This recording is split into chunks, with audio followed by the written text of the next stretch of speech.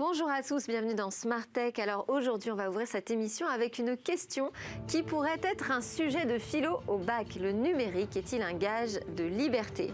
J'en discuterai avec Alexandre Cadin qui est déjà avec nous en plateau, passionné par les nouveaux modèles économiques à inventer et aussi les grands défis de l'époque. Il participera demain aux rencontres économiques d'Aix en Seine sur le sujet.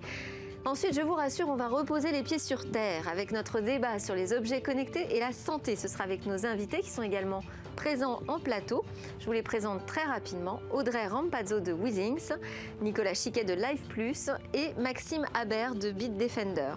Pour parfaire notre assemblée, nous ferons également appel à Charles Lafay de WeNetwork et à notre consultant du jour, Arnaud Sergent de LEK Consulting. Viendra nous rejoindre, bien évidemment, Victoire Sicora pour sa sélection de news dans quelques minutes. Et puis, avant de se quitter, on s'envolera pour le Luxembourg.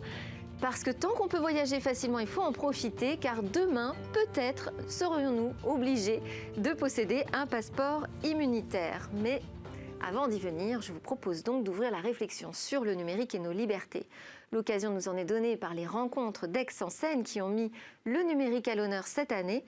Et Alexandre Cadin, tout particulièrement, puisqu'il va intervenir sur un sujet ô combien difficile, le numérique et les libertés, une équation compliquée. Bonjour Alexandre Cadin. Bonjour. Vous êtes PDG de Anima, qui est un studio d'innovation. Quel rapport entretient selon vous ce numérique avec les libertés? Est-ce qu'on peut dire que c'est un « je t'aime, moi non plus » ? Oui, je trouve que c'est une très bonne formule pour qualifier peut-être cette ambivalence, disons, constitutive de la relation entre numérique et liberté. Moi, j'aime bien voir un petit peu ce rapport comme une relation entre le pire et le meilleur des mondes, qui d'ailleurs, si je dois mettre en perspective le sujet par rapport aux rencontres économiques qui ont lieu demain, aujourd'hui. Alors, qui démarre aujourd'hui et vous, Exactement. votre intervention est demain. Exactement, sur la question du numérique. La perspective générale des rencontres cette année est autour de l'action contre les dérèglements du monde, avec donc la journée de demain dédiée aux enjeux numériques, avec cette même ambivalence que vous citez, qui est d'un côté de considérer le numérique comme un des grands défis de l'époque, et potentiellement aussi l'un des remèdes à ces défis. Et la question étant de se demander, par rapport aux libertés en particulier, si le numérique, comme on a pu l'expérimenter tous, je crois par exemple dans la période du confinement, peut nous permettre de nous extraire d'un certain nombre de contingences physiques, en nous permettant de communiquer avec nos proches, nos collaborateurs, par exemple de télétravailler, ou si au contraire, le numérique par construction parfois peut au contraire nous isoler, nous renfermer, et dans certains de ces développements, notamment avec l'intelligence artificielle, réduire nos libertés. Et cette question qui, je pense, est fondamentale, va être du coup le cœur du débat de la journée de demain aux rencontres économiques. Alors, c'est vrai que souvent, en ce moment, quand on parle de numérique et d'intelligence artificielle, il y a plutôt des craintes. C'est-à-dire, on a peur d'une société d'ultra-surveillance. On oublie quand même de rappeler que c'est aussi un outil d'émancipation formidable. Parce que Internet, ça permet énormément de créativité. Ça permet aussi d'avoir un contre-pouvoir à partir des technologies. Oui, bien sûr. On pourrait même penser que le numérique, d'une certaine manière, et Internet, ces nouvelles technologies, révèlent ce qu'on pourrait appeler une renaissance numérique, d'une certaine manière. Absolument, on aurait accès tous ensemble à une panoplie d'outils partagés pour le plus grand nombre, espérons en tout cas que cette marche se poursuive et qu'en jouant avec ces outils, on puisse mieux communiquer, mieux échanger et effectivement mieux créer. Ce que je pense être une facette essentielle de notre époque, puisque c'est ma position face à la complexité des défis qui sont les nôtres. Et pour donner un exemple, on pourrait prendre la matrice des 17 objectifs de développement durable de l'ONU qui fixe un agenda des grands défis pour l'époque à 2030, où on voit autant de défis liés au climat, par exemple, qu'un travail décent pour l'avenir. On comprend que notre espèce humaine pourrait tout simplement avoir besoin de mieux se connecter entre elles pour développer plus d'intelligence collective et peut-être même d'augmenter parfois son intelligence avec l'intelligence artificielle pour affronter ces défis. Et en ce sens, la renaissance digitale est évidemment un atout pour tout simplement mieux s'armer devant ces défis-là. Alors vous êtes aussi professeur à HEC Paris, vous donnez un cours Economic Futures. Selon vous, cette renaissance numérique, elle doit aussi s'accompagner de nouveaux modèles économiques. Comment est-ce qu'on les invente? À quoi ça peut ressembler? Oui, je pense que c'est essentiel le cours que j'enseigne à HEC a vocation justement à essayer de définir comment aborder ces fameux grands défis grâce aux opportunités de l'époque. Essayer de marier justement le pire et le meilleur des mondes, si on peut le formuler comme cela, en essayant de ne pas tomber dans un piège technosolutionniste qui serait de se dire finalement le monde est une grande machine pleine de bugs, venez, on va utiliser de la technologie, on va tout résoudre. C'est surtout pas le point de vue un peu simpliste, sans aller jusqu'à dire, disons, technosolutionniste, un peu veine californienne dans lequel on veut tomber, mais au contraire se dire que face à cette complexité, grâce à ces opportunités, nous sommes dans un devoir de réinventer nos modèles économiques. Bien souvent, nous nous rendons compte que l'on applique des business models ou des services de la façon identique à ce que l'on faisait sur un schéma précédent, dans une précédente révolution industrielle, disons-le, et que l'on, à la marge, utilise le numérique pour simplement passer en virtuel des économies qu'on avait physiquement. Même si on a vu quand même des nouveaux modèles s'imposer, justement vous parlez du solutionnisme côté Silicon Valley, ils ont imposé un modèle économique qui est la gratuité, le financement par la publicité. Ça, c'est quelque chose qui a été très nouveau. C'est vrai, et qui en même temps n'est jamais vraiment gratuit, on s'en rend compte. Exactement, c'est-à-dire du coup on a monnayé nos données perso et nos libertés parfois. Exactement, ouais. Il n'y a pas de repas gratuit, comme disent. Oui, il y a d'autres modèles possibles aujourd'hui, j'espère. En tout cas, c'est ce que vous essayez de dessiner avec les étudiants de HEC Paris qui seront fin prêts pour cette renaissance numérique, je l'espère. Merci beaucoup Alexandre Cadin d'avoir passé un petit peu de temps avec nous pour réfléchir sur notre avenir. On enchaîne avec les autres news qui ont retenu notre attention, et en particulier celle de Victoire Sicora.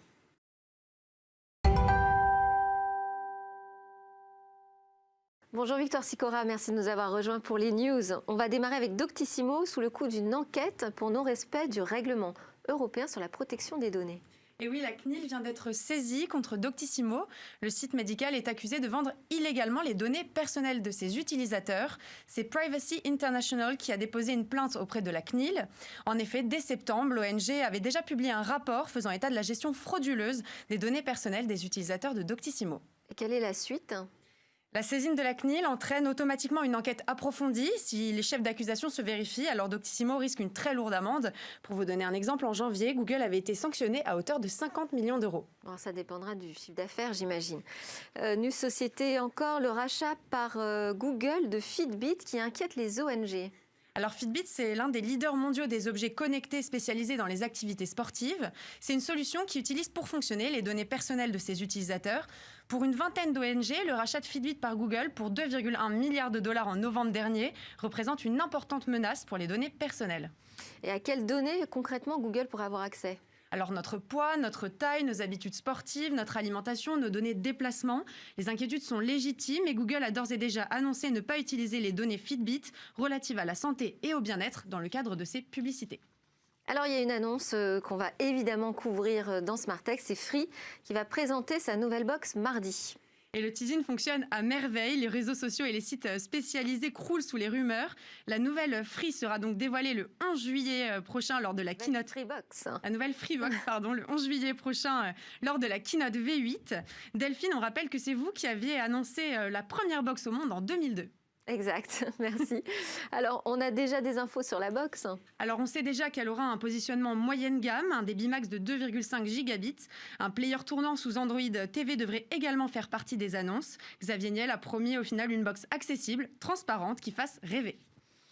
Super. Alors mercredi, Microsoft propose un nouveau menu démarré pour Windows 10. Oui, un nouveau menu que les membres Insider ont déjà pu tester, pour l'instant réservé uniquement aux développeurs, bien sûr. Beaucoup de changements dans ce menu et notamment des icônes en transparence, que cela soit en thème clair ou en thème sombre. Petit luxe sur le thème sombre, il sera possible d'accentuer les couleurs de la barre des tâches et du centre de contrôle. En somme, une version allégée dans la mouvance du Fluent Design. Bon, il y aura plein d'autres choses à découvrir. On passe à la science. Le festival d'astronomie de Florence aura finalement lieu. Oui, et ça sera dans le Gers du 8 au 14 août. Et ça sera le 30e festival d'astronomie à la fois virtuel et réel. Le marathon des sciences sera bien diffusé sur le web, mais il sera néanmoins possible de réserver en amont sa place sur le site. Le public pourra ainsi suivre les très attendues interventions d'Alain Riazello et de Sylvana Condemi. Et si on doit retenir une seule chose, c'est qu'il est 100% accessible à tous. Super, merci beaucoup Victoire. Merci. Audrey Rampazzo, Nicolas Chiquet, Maxime Habert, ça va être le moment de notre débat.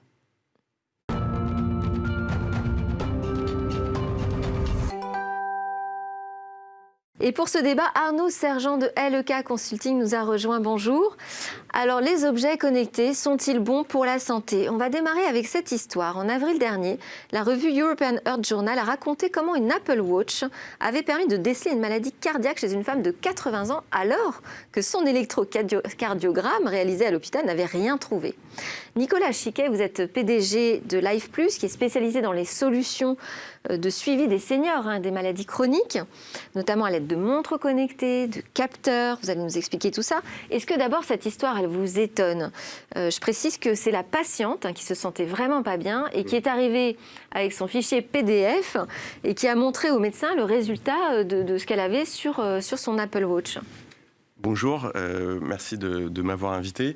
Donc c'est quelque chose je trouve que c'est une super bonne nouvelle parce que ça veut dire que la technologie va permettre d'améliorer la santé. Et c'est quelque chose qui, selon moi, va évoluer et s'améliorer. Et on va aller vers de la médecine prédictive, alors que maintenant, on est plutôt dans de la médecine préventive. Audrey Rampazzo, vous êtes responsable marketing de Withings, qui était un des pionniers dans la santé connectée, notamment avec son PES-Person Wi-Fi en 2009. Est-ce que justement ces appareils qui sont capables de prendre des mesures de santé, elles vont nous aider à prendre des bonnes décisions? Oui, tout à fait. D'avoir sur soi un objet connecté qui permet, pendant la journée ou pendant la nuit, de faire un électrocardiogramme, de dépister des maladies comme l'apnée du sommeil, par exemple, qui sont des maladies souvent sous-diagnostiquées, c'est donner réellement un pouvoir à l'utilisateur, comme vous l'avez dit, d'aller voir son médecin avec peut-être un extrait de son électrocardiogramme ou une information sur le fait qu'il fasse de l'apnée et de dire, voilà, j'ai peut-être un problème et donc je suis acteur de ma santé au lieu de subir quand je suis tombée. Alors, c'est-à-dire qu'avant, on allait regarder sur Internet, sur les forums, si on n'avait pas toutes les maladies du monde. Exactement. Et maintenant, en plus, on va avoir une information beaucoup plus personnalisée. Ça va compliquer la tâche des médecins généralistes, j'imagine. Maxime Habert, vous êtes directeur commercial chez Bitdefender, qui est un acteur majeur de la sécurité sur Internet. La prolifération de ces objets connectés de santé, ça vous inspire plutôt de l'inquiétude, non ? Alors, inquiétude, mais pas forcément alarme. Oui. Il faut savoir aujourd'hui que si on prend les objets connectés et les données de santé, c'est un peu un cocktail explosif en ce moment. D'un côté, vous avez les objets connectés, plus de 10 milliards dans le monde, on ne sait plus vraiment les compter. Et le fait est que la plupart de ces objets sont peu ou pas du tout protégés. Alors chez nous, on est assez bien placé pour le voir. On opère un réseau d'environ 500 millions d'utilisateurs à travers le monde. Bon, ça, c'est un vrai souci. Et on constate, donc on a un panorama en live des attaques, et on constate que les attaques matérielles ont plutôt tendance à se déporter des PC, des smartphones, vers les objets connectés qui sont très peu sécurisés dans l'ensemble. Alors pourquoi ils sont peu sécurisés? Il y a une raison à ça, il y a un coût. Beaucoup d'acteurs des objets connectés ne sont pas forcément des grandes entreprises, sont plutôt des petites structures, des startups. Et forcément, quand il faut à ça ajouter le coût de la sécurité, parfois ça empêche d'autres développements. Il y a aussi la rotation des produits qui est importante dans un secteur qui est très concurrentiel, surtout sur les objets connectés qui sont destinés aux particuliers. Vous avez besoin de lancer assez rapidement votre produit, donc vous faites parfois l'impasse sur les fonctionnalités de sécurité, par exemple. Et puis, à l'opposé du cycle de vie du produit, vous allez aussi avoir la fin de vie. Malgré le fait que des utilisateurs continuent d'utiliser certains produits, au bout de 2 à 3 ans, généralement, on s'aperçoit que les entreprises ont tendance à arrêter le support des produits. Ce qui fait que si une faille est déclarée entre-temps, malheureusement, il n'y aura pas de correctif et la faille sera ouverte à jamais. Donc je pense que ça va faire réagir nos invités qui proposent des objets connectés. On va voir ça avec eux tout à l'heure.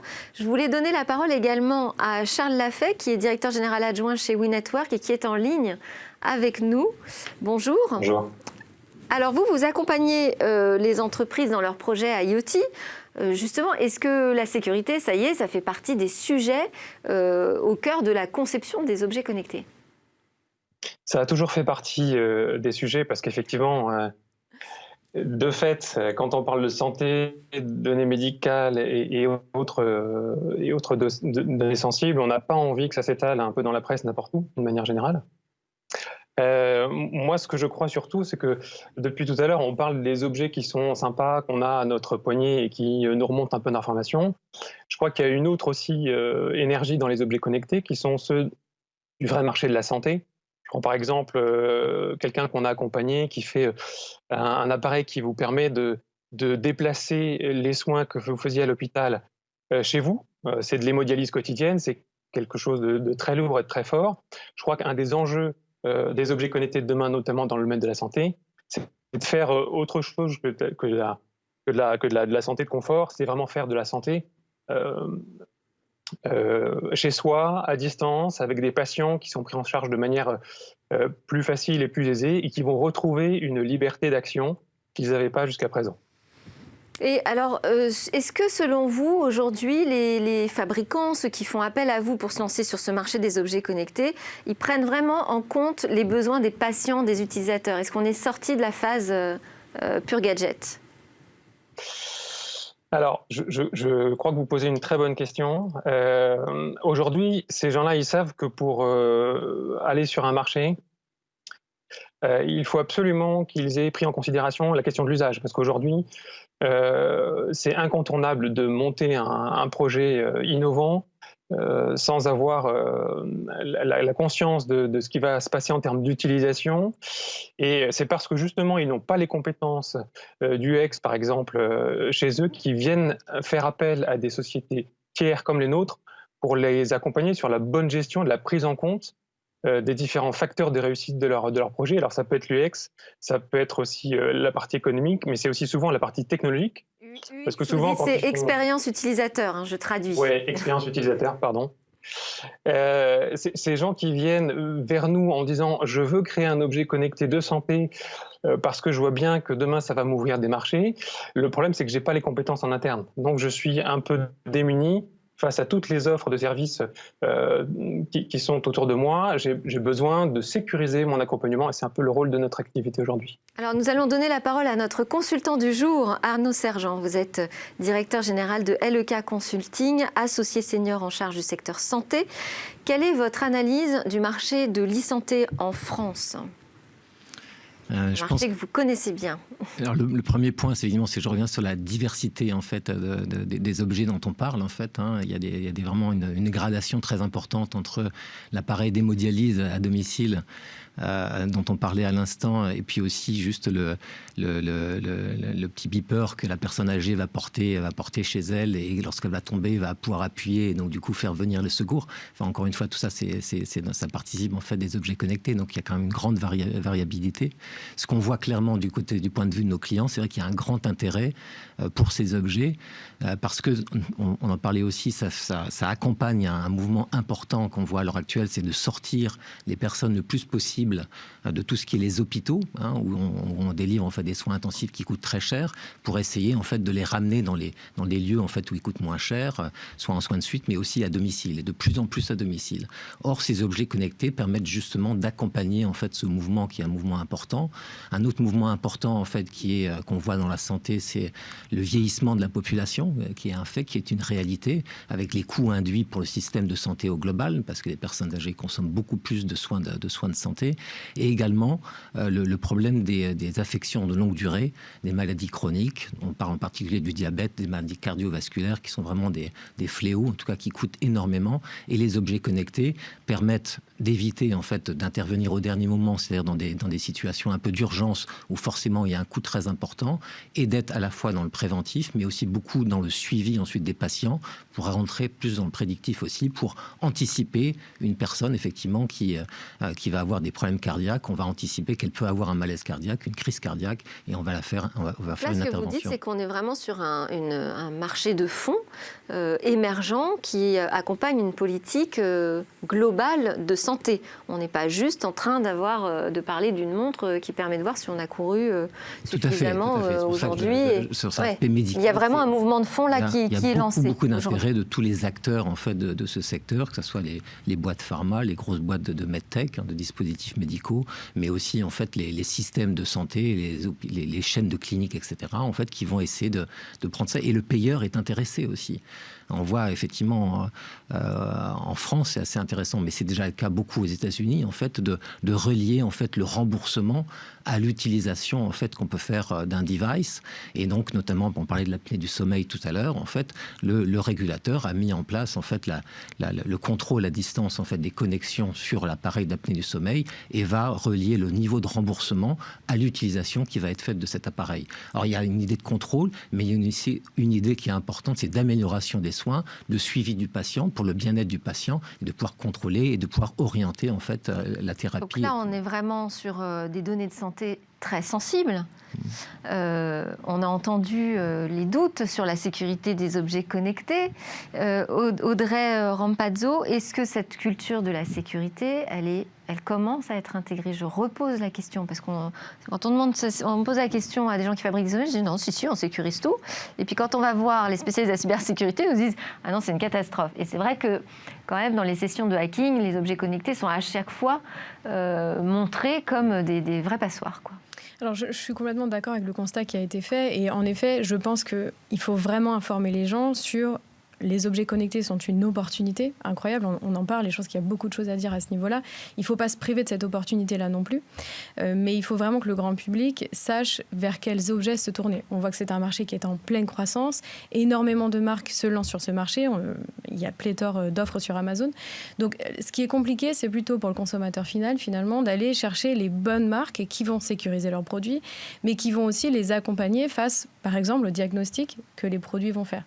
Une marque qui est sérieuse, c'est évidemment une marque qui sécurise ses données, c'est même pas un sujet, on en est tous d'accord, mais c'est une marque qui va aussi proposer des produits qui sont fiables, qui sont testés cliniquement, qui sont justement fabriqués, créés, pensés par des experts. Oui, parce que ça peut générer quand même des angoisses inutiles parfois. Évidemment. Si on se retrouve avec un rapport, un PDF un peu bizarre, effectivement, on va courir chez son médecin, peut-être inutilement. Et je pense que c'est vraiment le rôle d'un bon industriel, d'une entreprise qui est vraiment leader sur le marché, qui est vraiment sérieuse, c'est d'accompagner le diagnostic et d'accompagner le consommateur dans la compréhension de ses paramètres vitaux. Il ne s'agit pas de vous dire « Attention, vous présentez un épisode d'arythmie cardiaque », on va vous accompagner, on va vous inviter évidemment à le partager avec votre médecin. Un des bons indicateurs, c'est notamment la qualité de l'application qui est proposée pour vous permettre d'avoir un lien permanent avec votre médecin s'il y a un problème et de ne pas prétendre faire de la médecine.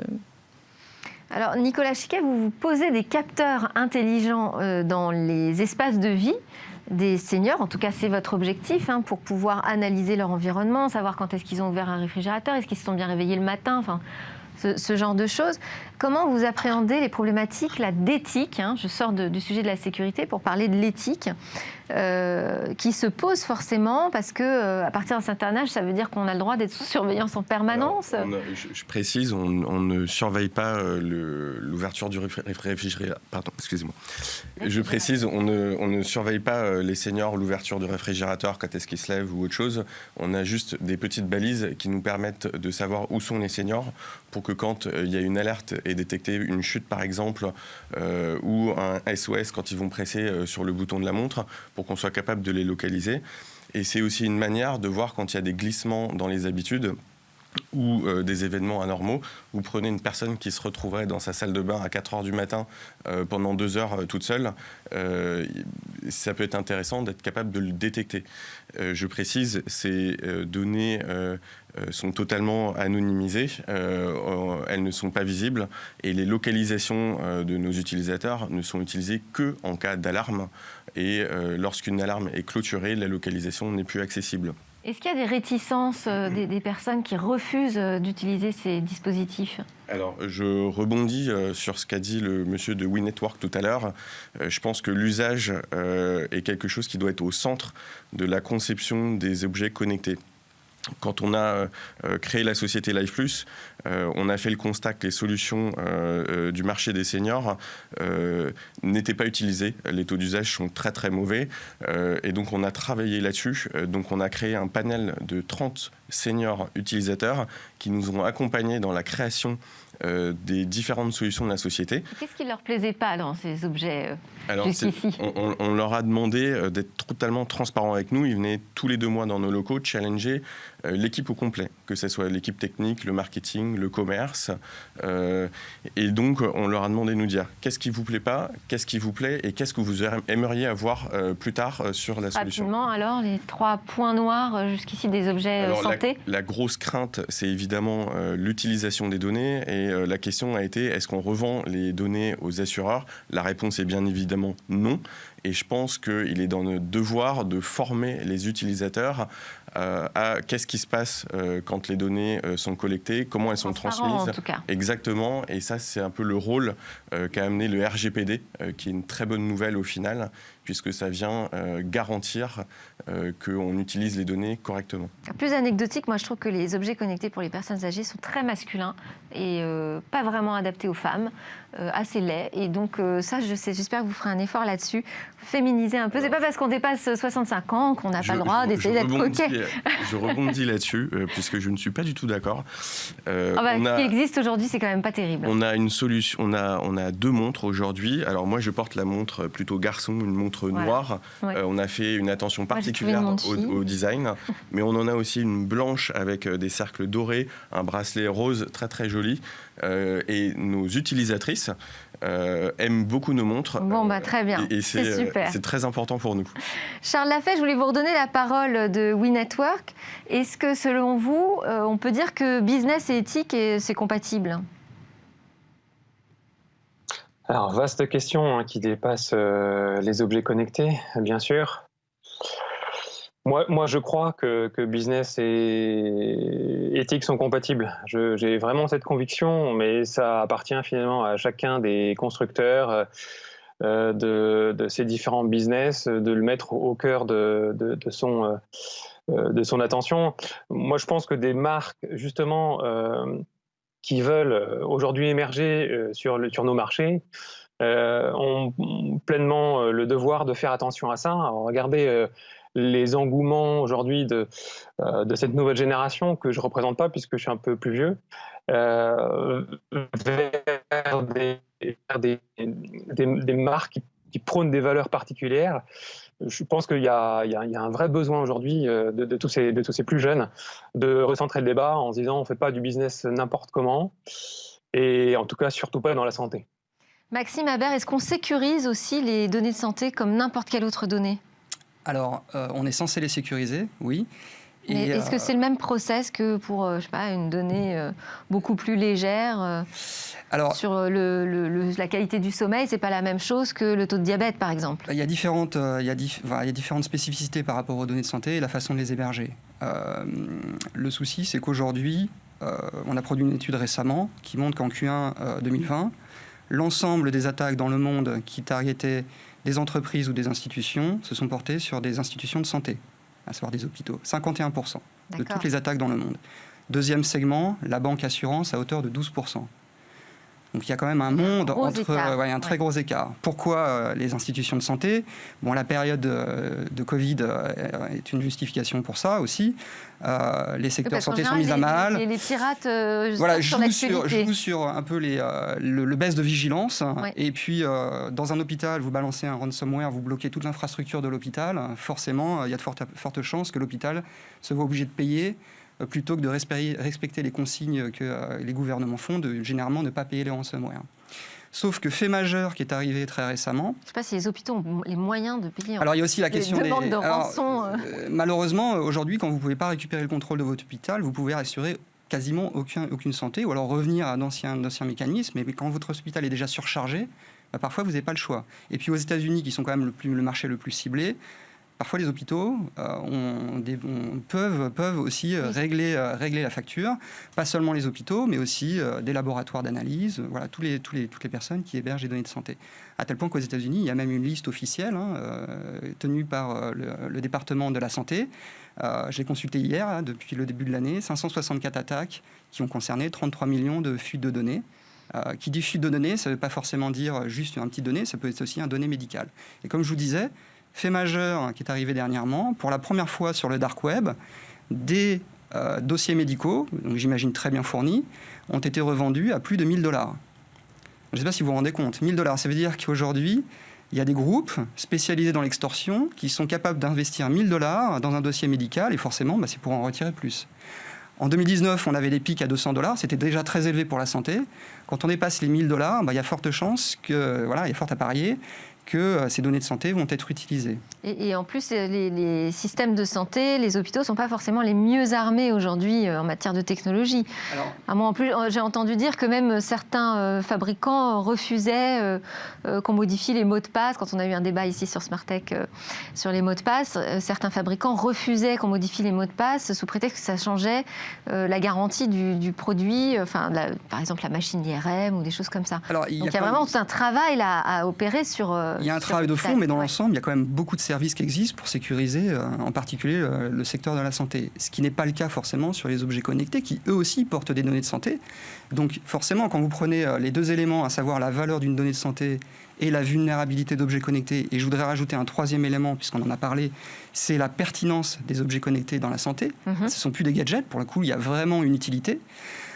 C'est promu à la fois par les utilisateurs, mais aussi par les professionnels. Donc du coup, on a un marché qui est en pleine explosion. Aujourd'hui, c'est un petit segment quand même dans les objets connectés, mais c'est le segment qui est en plus forte croissance. Là, vous attirez forcément beaucoup d'attention. Vous prenez ces trois éléments, vous les mélangez. Nos prospectives indiquent quand même que les attaques qui ont lieu aujourd'hui sur les objets connectés de santé, qui sont des attaques assez classiques, qui targetent tous les types d'objets, vont plutôt avoir tendance à se spécialiser, à se sophistiquer, en particulier sur les objets de santé, et en particulier sur le fait de ne pas forcément obtenir des identifiants ou des coordonnées bancaires, comme c'est souvent le cas des attaques, mais pour le coup de vraies données de santé. Après, la question, c'est savoir ce qu'on peut en faire. Bon, très rassurant tout ça. Audrey Rampazzo, moi j'aimerais qu'on ouvre un petit peu la discussion sur les nouvelles technologies. Là, j'ai l'impression que la grande tendance, c'est la fibrillation auriculaire, c'est-à-dire la détection d'arythmie et puis l'étude de la qualité du sommeil. Est-ce qu'il y a des nouvelles choses là qui sont en cours de préparation pour améliorer notre santé?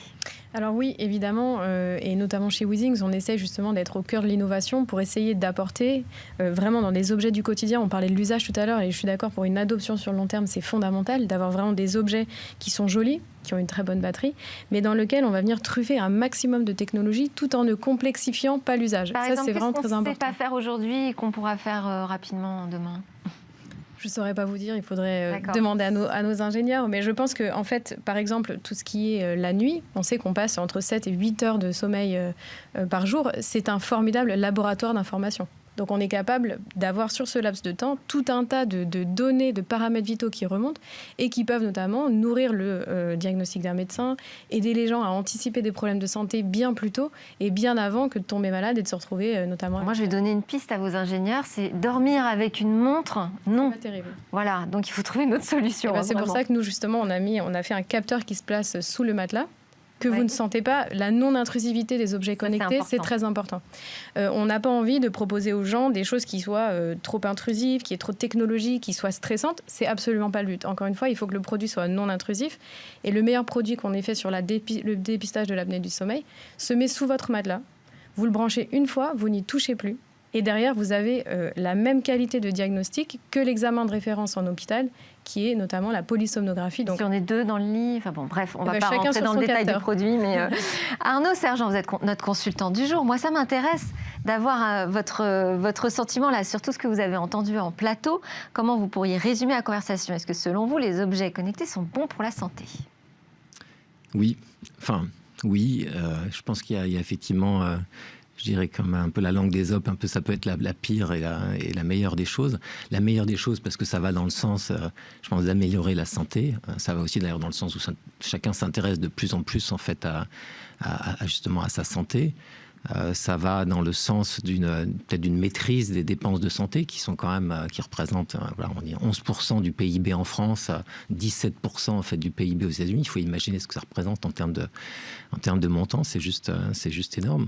Je pense que si ça aide beaucoup, on utilise beaucoup en fait tout ce qui est objet connecté dans le cadre de développement des médicaments en fait. Toute la phase de développement, ça prend 10 ans pour développer un médicament, toute la phase, disons, des essais cliniques avec ces objets connectés, en fait, ça a révolutionné un peu les méthodes. En fait, on parle de e-clinical, donc il y a énormément eu de développement en fait là-dedans. Donc on va développer des meilleurs médicaments parce qu'on va pouvoir suivre plus précisément l'impact de ces médicaments sur tout un tas de paramètres vitaux en fait des patients. Donc dans ce sens-là, en fait, vraiment très très positif. Le point peut-être un peu plus négatif, effectivement, on le mentionnait aussi, c'est sur ces données. Je pense qu'il y a quand même une vraie recherche en fait de monétiser d'une manière ou d'une autre ces données de santé. On s'aperçoit d'ailleurs que c'est assez compliqué à l'heure actuelle parce qu'il y a des différentes réglementations en fait dans différentes géographies, ce qui fait que c'est assez compliqué. Il y a aussi des problèmes d'éthique. Il y a vraiment des problèmes en fait qui empêchent de monétiser ça.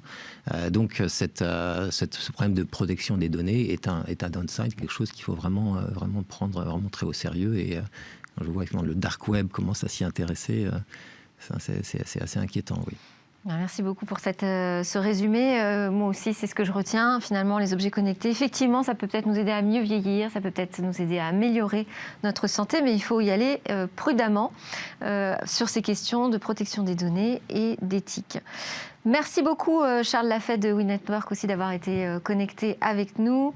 Merci à vous en plateau pour ce débat. Juste après la pause, on part pour le Luxembourg.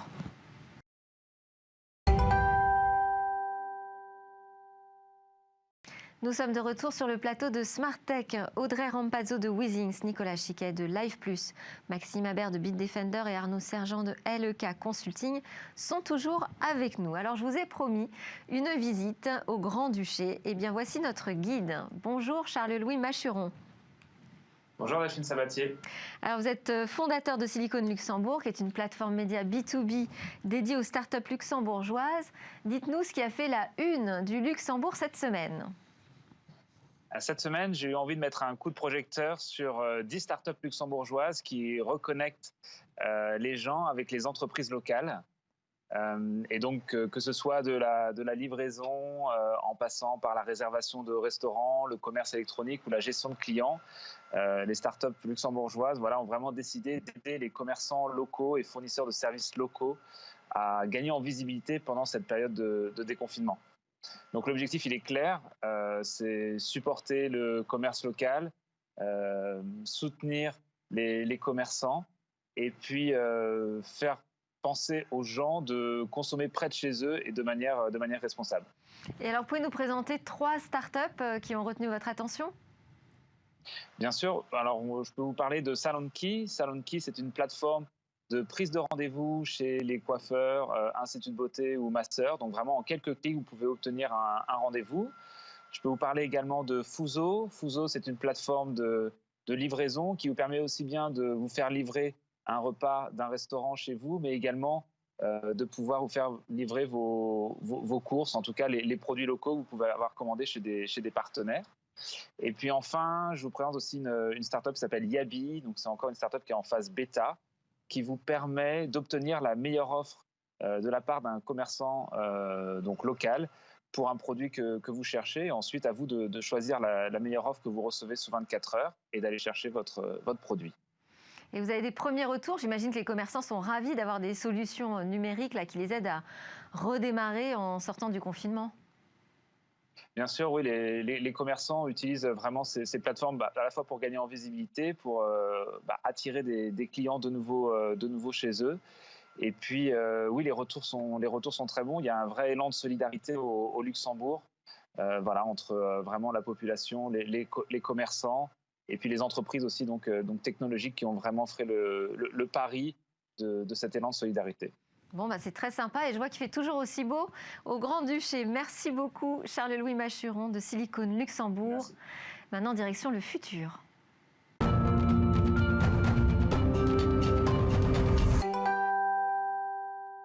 Et demain, devra-t-on voyager muni d'un passeport immunitaire ? Alors l'idée a fait son chemin pendant la crise Covid-19, mais n'a pas encore été concrétisée, du moins à ma connaissance. Bonjour Guillaume d'Espagne.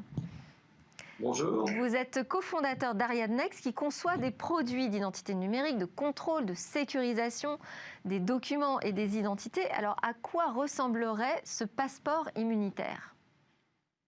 Alors à quoi il ressemblerait ? Bien évidemment, pas à ça, mais plutôt à ça. Donc l'idée d'un passeport immunitaire, c'est de lier une identité qui est plutôt numérique, avec un attribut qui est un attribut qui serait, dans l'occurrence, l'immunité, dans notre cas, à un virus comme le Covid-19. Donc le lien entre les deux se ferait de façon numérique, et l'idée serait de présenter ce passeport dès lors que les autorités en auraient besoin.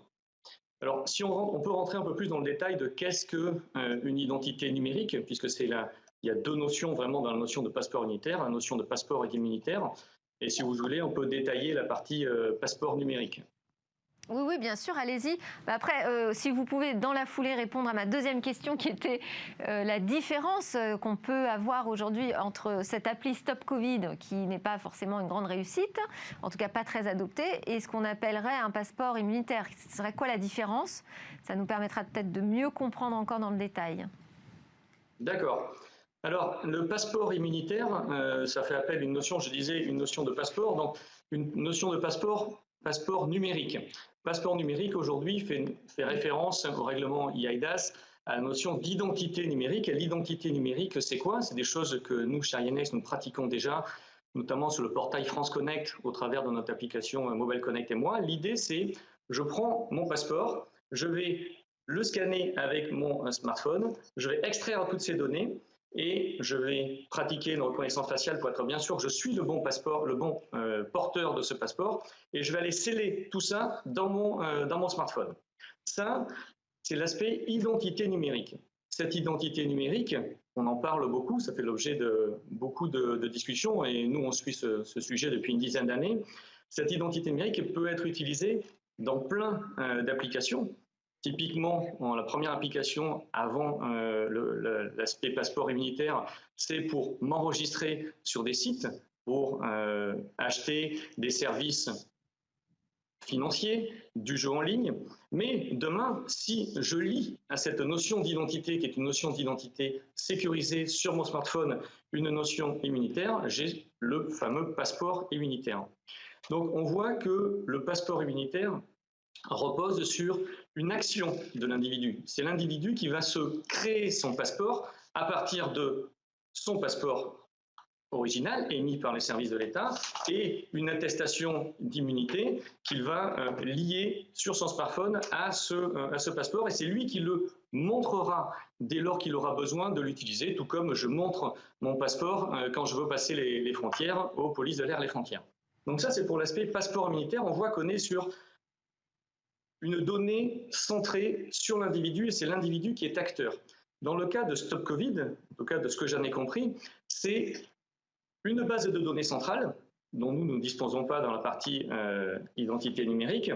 Donc une base de données centrale avec des smartphones qui sont portés par des individus qui vont communiquer entre eux à proximité.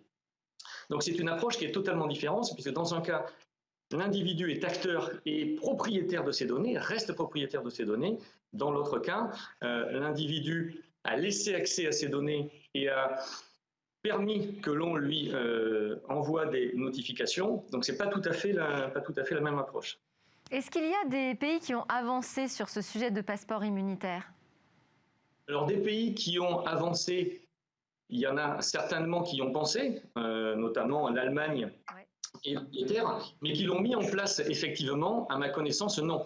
Même s'il y a des pays, les pays du nord de l'Europe sont plus avancés que nous en termes d'identité numérique, aujourd'hui, comme il n'y a malheureusement pas encore d'identité numérique en Europe, il n'y a pas encore eu ce réflexe de lier à cette identité numérique cette notion d'immunité, tout comme on pourrait lier à cette notion d'identité la notion de « je sais conduire une voiture, donc avoir mon permis de conduire, pareil, sur mon téléphone. » Donc ça, aujourd'hui, malheureusement, tant qu'on n'a pas d'identité numérique, on n'a pas ce réflexe d'aller sur le passeport immunitaire, mais je n'ai pas de doute que cela renforce les besoins des gouvernements de développer cette identité numérique. D'autant plus si on a une prochaine crise sanitaire qui arrive, ce sujet va a priori revenir sur la table. Maxime Habert, vous aviez une question ou une réaction sur ce sujet ? J'avais plutôt une réaction, oui. Puisque généralement les acteurs de la cybersécurité sont plutôt vus comme des oiseaux noirs dans le développement de la technologie, mais néanmoins on a beaucoup de méthodes qui permettent de lutter et de protéger l'utilisateur. Et l'identité numérique ou l'identité digitale en fait partie. D'ailleurs, c'est, on va dire, un organe de sécurité de demain qui apporte une deuxième couche de sécurité. Pourquoi ? Aujourd'hui, on a tous une empreinte numérique et on a tous une identité numérique, même si on ne le sait pas vraiment. Cette identité, elle est constituée de toutes les traces qu'on laisse sur Internet.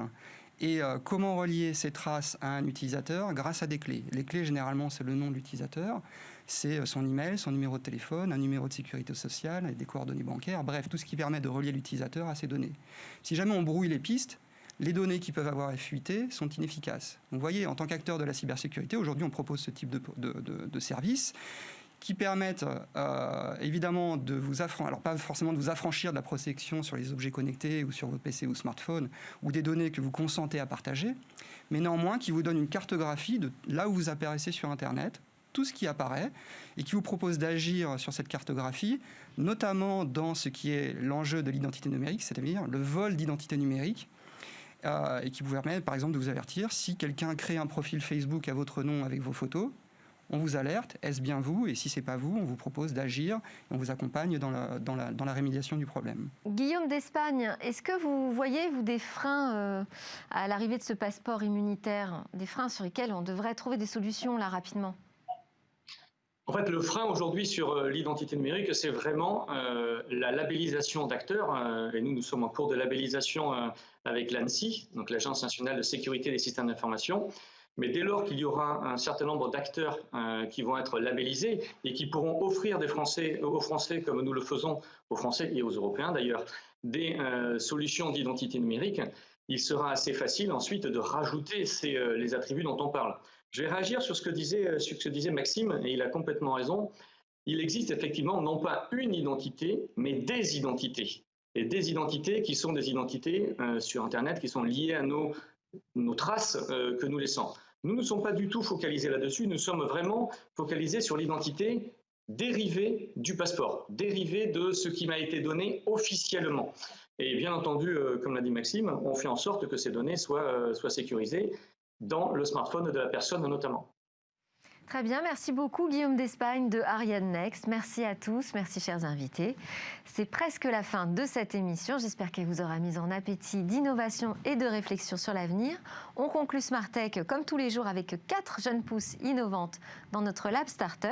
Et nous, on se retrouve lundi. Je vous souhaite à tous un très bon week-end.